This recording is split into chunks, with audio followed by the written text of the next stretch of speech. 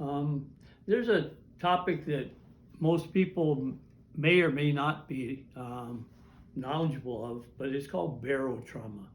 Anyone that's ever fished in a body of water and brought a fish up from deep water, you see their swim bladder may be coming out of their throat.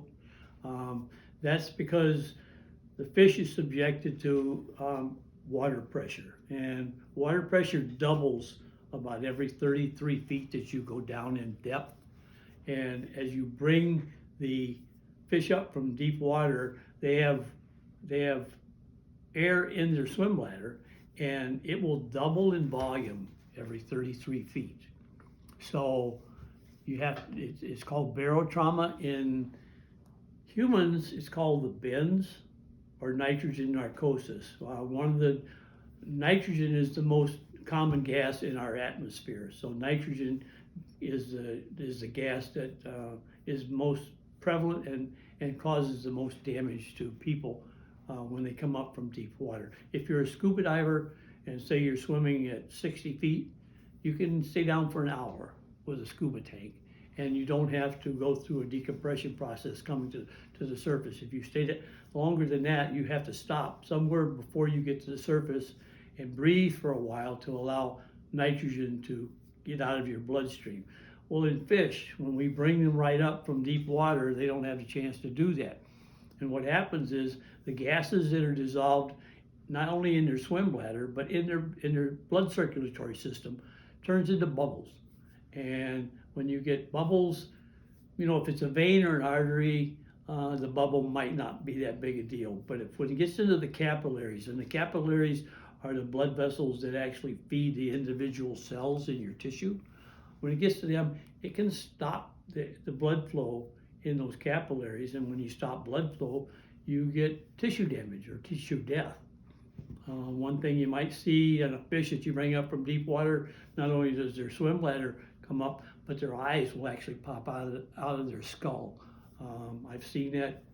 Actually, I saw that in a sauger on Lake Winnebago 2 years ago that was only brought up from 20 feet of water. So when we talk deep water, deep is relative. I mean, it depends on a lot of factors. But this phenomenon, as we call it, barotrauma, it results in 100% mortality, depending upon the depth at which the fish are brought up from. There was a study done on Long Lake up in Vilas County. Long Lake has smelt in it.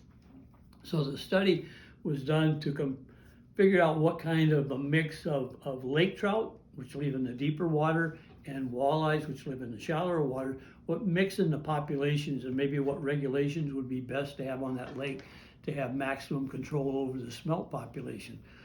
Well, as a result of this, a number of listening stations were sunk into the lake so that when fish swam close to them, basic things were recorded, like the depth, the water temperature, actually the fish temperature, the body temperature.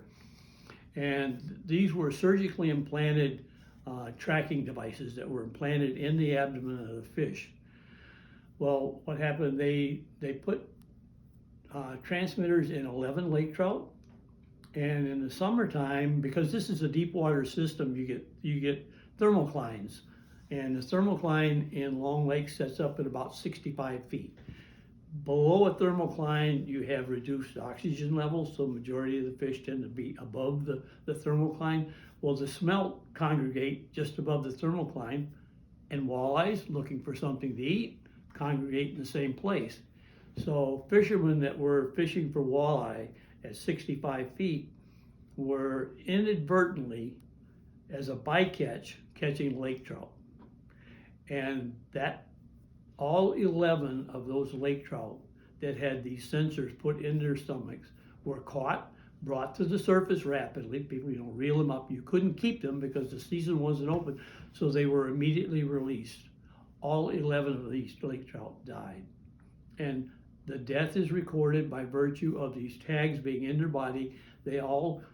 Actually, the change in water depth, the rapid change in water depth of the fish and the temperature was recorded on the listening stations or sensing units that were in the lake. but the fish swam, they were released, they swam back down into about 20 feet of water and all died. It's 100% mortality. People need to understand this, and they need to really pay attention. I'll use Big Green Lake for instance. Green Lake has quite a population of lake trout. It has a size limit. So when you bring fish up from deep water that are undersized, you have to turn them loose by rule or regulation. They're all dead. And everybody seems to want to ignore this phenomenon, but it is 100% mortality. There's a study came out of the University of Minnesota dealing with whitefish, and they looked at mortality, and they even went to the process of taking lake trout that were brought up from deep water, putting them in a decompression chamber, and bringing the pressure back up to what it would be in the depth that they came from, and then letting them sit so that hopefully the bubbles, the air bubbles, would dissolve back into or be reabsorbed back into their bloodstream. They subsequently turned them loose and they all died. So this is something we all as fishermen need to understand. When you bring a fish up from deep water, if you don't keep it and you turn it loose, chances are it's a dead fish.